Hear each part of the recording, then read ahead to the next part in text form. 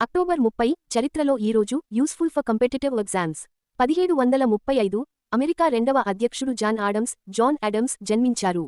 ఆయన అమెరికా స్వాతంత్ర్య సమరయోధుల్లో ఒకరు మరియు అమెరికా రాజ్యాంగ నిర్మాణంలో కీలక పాత్ర పోషించారు. 1885 ప్రసిద్ధ అమెరికన్ కవి మరియు సాహితీవేత్త ఎజ్రా పౌండ్ జన్మించారు. ఆధునిక ఆంగ్ల కవిత్వంలో ముఖ్యమైన స్థానం ఉన్న ఆయన అమాజిజం అనే సాహిత్య ఉద్యమానికి స్థాపకుల్లో ఒకరు.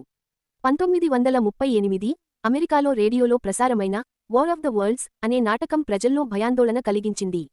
చాలామంది దానిని నిజమని నమ్మారు. ఇది ప్రపంచ రేడియో చరిత్రలో ప్రత్యేకమైన సంఘటనగా నిలిచింది. 1947 భారత్ మరియు పాకిస్తాన్ మధ్య తొలి యుద్ధం ప్రారంభమైంది. ఇది కాశ్మీర్ సమస్య కారణంగా జరిగింది మరియు ఆ ప్రాంతం భవిష్యత్తులో కూడా వివాదాస్పదంగా మారింది. 1961 సోవియట్ యూనియన్ ప్రపంచంలోనే అతిపెద్ద అణుబాంబు బాంబర్ పేల్చింది. దీని శక్తి 50 మెగాటన్లు. ఇది చరిత్రలో అత్యంత శక్తివంతమైన అణు పరీక్షగా గుర్తించబడింది. 1975 స్పెయిన్ దేశంలో జువాన్ కార్లోస్ ఐ రాజుగా ప్రమాణ స్వీకారం చేశారు. ఆయన పాలనలో స్పెయిన్ ప్రజాస్వామ్య దేశంగా మారింది. 2003 ప్రసిద్ధ సూపర్సోనిక్ విమానం కాంకార్డ్ తన చివరి ప్రయాణాన్ని పూర్తి చేసింది. ఇది అత్యంత వేగంగా ప్రయాణించే ప్యాసింజర్ జెట్గా గుర్తింపు పొందింది. 2014 యూరోపియన్ యూనియన్ సమావేశం స్వీడన్లోని మల్మో నగరంలో జరిగింది.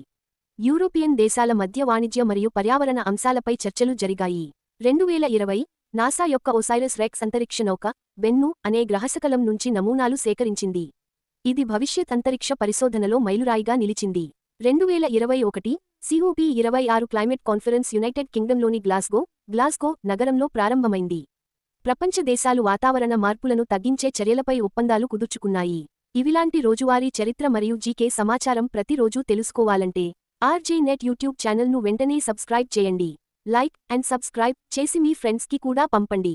కంపెటిటివ్ ఎగ్జామ్స్ ప్రిపరేషన్లో ఉపయోగపడుతుంది.